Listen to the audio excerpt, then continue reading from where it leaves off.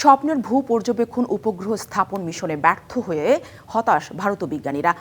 কেন বহু বছরের নির্ভরযোগ্য রকেট উৎক্ষেপণ ব্যর্থ হলো তা নিয়ে গঠন করা হয়েছে তদন্ত কমিটি। আসছে জুনে নাসার সাথে যৌথ মহাকাশ অভিযানে পিএসএলভি আপাতত স্থগিত করল দেশটি। পাঠানো হবে ভিন্ন মডেলের রকেট। ভারতের মহাকাশ গবেষণা সংস্থা ইসরোর নির্ভরযোগ্য রকেট পিএসএলভি। তবে গত 18 মে উৎক্ষেপণের পর রকেটটি 7 মিনিটও টিকল না মহাকাশে। কিন্তু কেন এই ব্যর্থতা, তার কারণ খুঁজতে গঠন করা হলো তদন্ত কমিটি। আসছে জুন মাসে মার্কিন মহাকাশ গবেষণা সংস্থা নাসার সাথে যৌথ প্রচেষ্টায় EOS-09 কৃত্রিম উপগ্রহ মহাকাশে পাঠানোর পরিকল্পনা করে ইসরো। তার জন্য পিএসএলভি C-61 রকেটের উপরই ভরসা ছিল ভারতীয় মহাকাশ গবেষণা সংস্থার।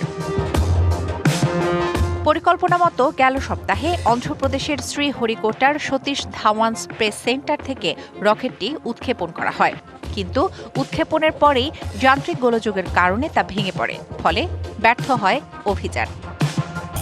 বাংলাদেশের শক্তিশালী থার্মিক স্টিল বা ফেমাস স্টিল লিমিটেড।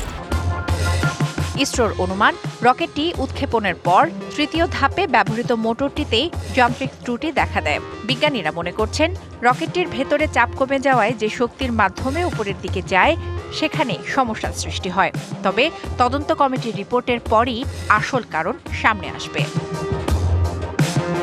2017 সাল থেকে নির্ভরতার সাথে পিএসএলভি রকেট ব্যবহার করে আসছে ভারতীয় মহাকাশ গবেষণা সংস্থা। চালিয়েছে 63টি সফল অভিযান। কিন্তু এমন নির্ভরযোগ্য রকেটেও কেন ত্রুটি দেখা দিল তা নিয়ে বেশ চিন্তিত মহাকাশ গবেষকরা। তাই আপাতত পিএসএলভি রকেটের ব্যবহার স্থগিত রেখেছে ইসরো। এরই মধ্যে অভিযানের জন্য অন্য একটি নতুন রকেটের কথাও বলা হয়েছে ইসরোর পক্ষ থেকে।